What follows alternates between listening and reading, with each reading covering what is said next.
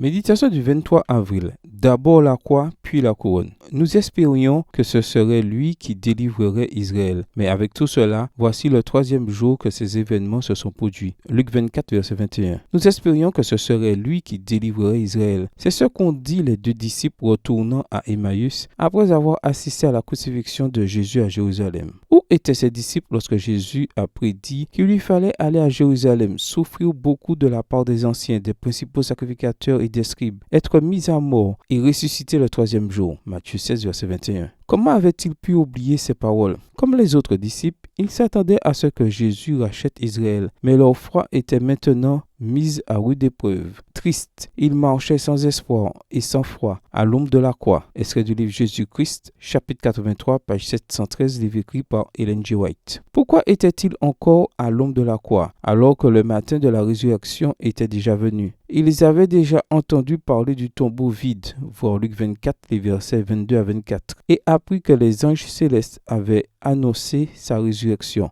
voir verset 23, et ils ne croyaient toujours pas. Alors Jésus leur dit: hommes sans intelligence et dont le cœur est lent à croire tout ce que l'on dit les prophètes, le Christ ne devait-il pas souffrir de la sorte et entrer dans sa gloire? Et, commençant par Moïse et par tous les prophètes, il leur expliqua dans toutes les Écritures ce qui le concernait. Les versets 25 à 27.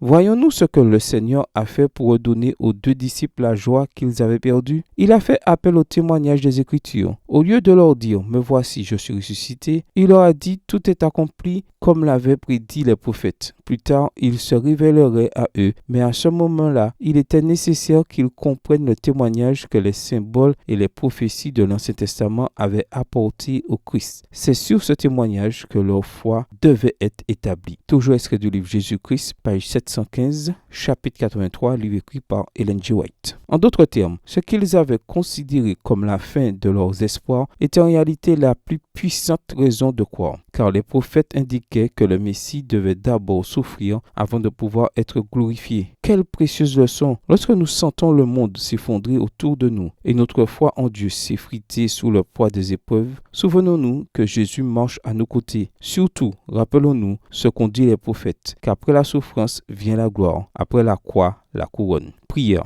Merci mon Père, car nous avons la parole prophétique la plus sûre. Que sa lumière nous éclaire aujourd'hui et toujours jusqu'à ce que l'étoile du matin se lève dans nos cœurs. 2 Pierre 1, verset 19. Bonne journée à vous et que le Seigneur vous bénisse.